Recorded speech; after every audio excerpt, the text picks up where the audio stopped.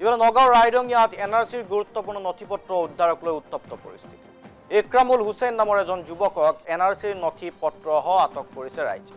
উদ্ধাৰ হোৱা নথিপত্ৰ ধিং ৰাজহ চক্ৰ বিষয়াৰ কাৰ্যালয়। ঘটনাস্থলীত জাজৰি আৰক্ষী উপস্থিত হৈ যুৱকজনক আটক কৰাৰ লগতে লৈ গৈছে নথিপত্ৰ। উচ্চতম ন্যায়ালয়ে NRCৰ পুনৰীক্ষণৰ আবেদন গ্ৰহণ কৰাৰ সময়ত নথিপত্ৰ উদ্ধাৰৰ ঘটনাই চাঞ্চল্যৰ সৃষ্টি কৰিছে।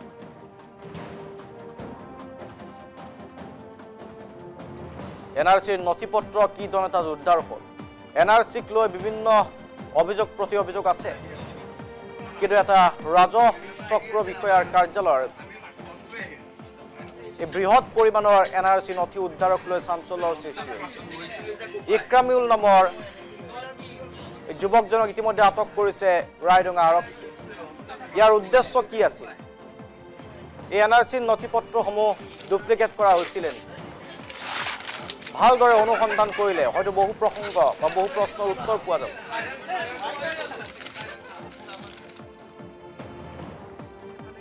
এজন আমি ভাঙা চিঙা মানুহ দেখিলোঁ, তেখেতক আমি দেখি পেলাই ৰাখিলোঁ যে তই ক'ৰ পৰা আহিছে ইমান ৰাতি। তেওঁৰ পৰা দেখিলোঁ মানে কি কিছুমান NRC অৰিজিনেল ডকুমেণ্টছ আছে আৰু তেখেতৰ নাম ইক্ৰামুল হুছেইন বুলি কৈছে। আমি কিমান যথাসংখ্যক নাজানো বাৰু, কিন্তু ইক্ৰামুল হুছেইন বুলি কৈছে। কিন্তু যিমানখিনি আমি ডকুমেণ্টছ পাইছোঁ তাত জেৰক্স নাই, চব অৰিজিনেল ডকুমেণ্টছ। তাত চিল আছে অৰিজিনেল, আমি চাইছোঁ, চাইন আছে অৰিজিনেল। তেওঁ এনেকৈ ইমান বাহিৰৰ পৰা ইমান ৰাতি কেনেকৈ আনিছে? তেওঁ দিনত আনিব পাৰিলেহেঁতেন।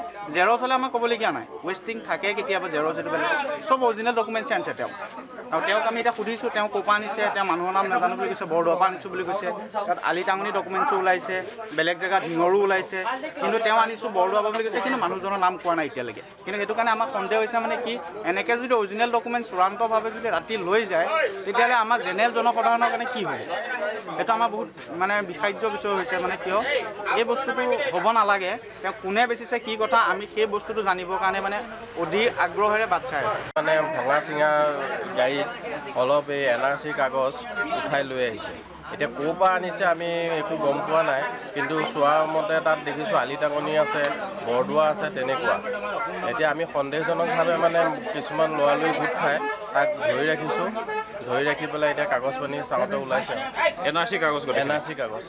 ল'ৰাটো ক'ৰ হয় কিবা গম পাইছে? ল'ৰাটো সি গৈমাৰী বুলি কৈ আছে। নামটো কিবা গম পাইছেনে?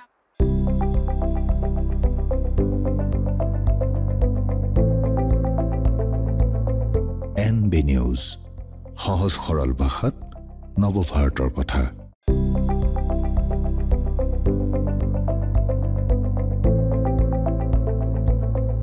NB নিউজ, সহজ সৰল ভাষাত নৱভাৰতৰ কথা।